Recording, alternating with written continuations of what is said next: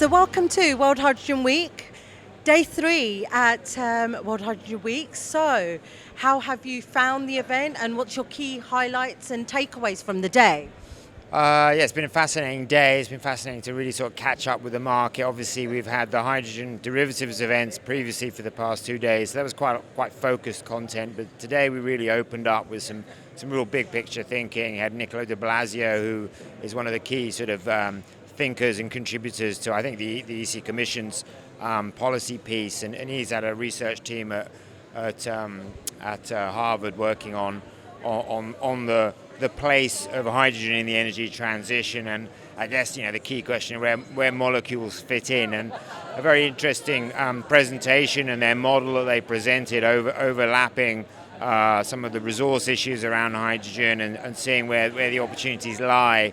An interesting, I guess, big picture. We've seen a rise of projects on paper, so we've seen maybe a 30% increase. So there's probably about 1,000 big projects around.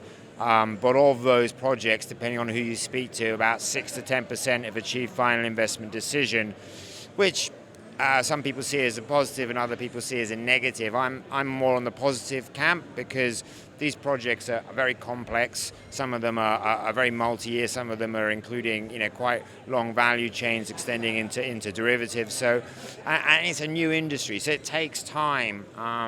And one of the key inhibitors to date is really around regulation. Again, regulation takes time. We've seen a slowdown on the timelines on the US side with the IRA, and there's devil in the detail. So there's a lot of little bits of regulation around, temporal correlation and various other things that need to be ironed out to allow investments to flow.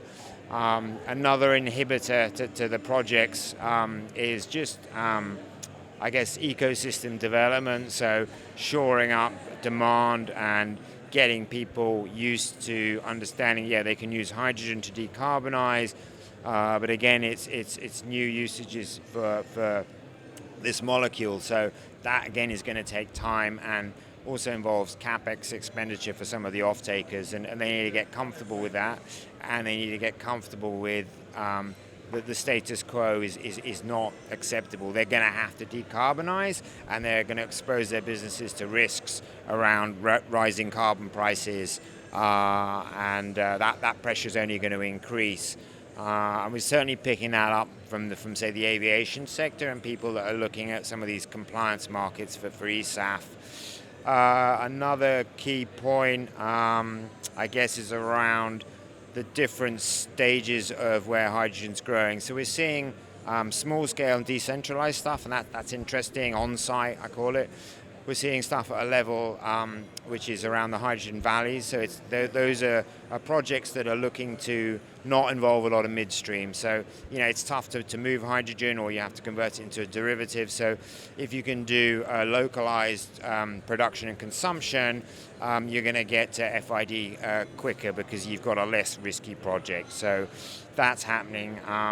But then on the ultra scale, so on the big international projects, the large scale stuff, which are projects where they are looking at derivatives, they're looking at export markets, those are incredibly onerous projects, they're incredibly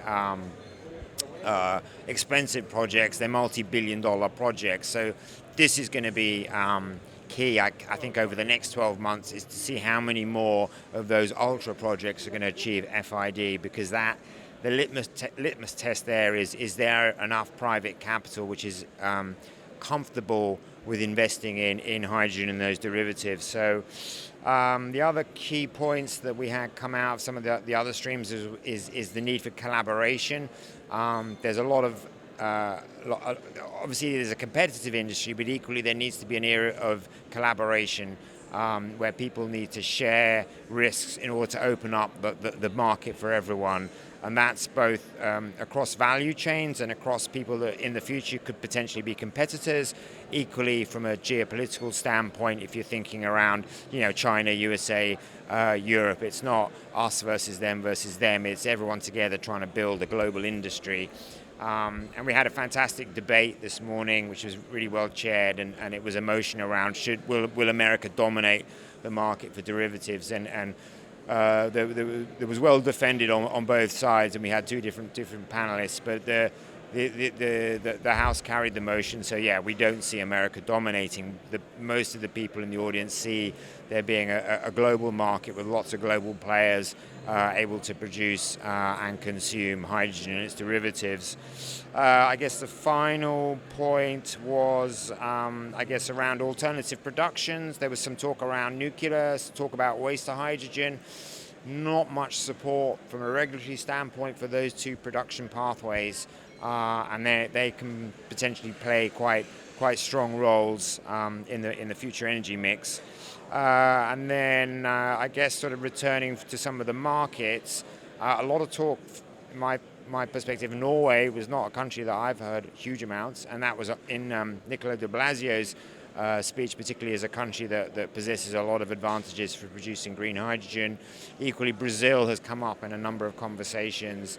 And yeah, everyone, as usual, is always looking at China and what's happening in China, and that's also something that we obviously cover with our own intelligence service. So we've been tracking what's happening there. So, all in all, quite a lot's happened.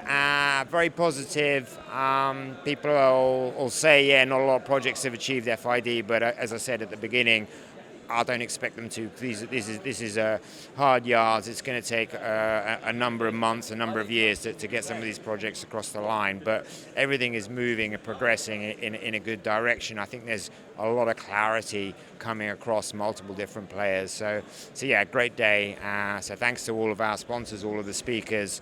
Hopefully this has been a useful, quick synopsis. Yeah, Thank you. no, absolutely. Thank you very much. We look forward to World Hydrogen Week over the next 2 days for day 4 and day 5. Thank you very much, Nad. Thank you.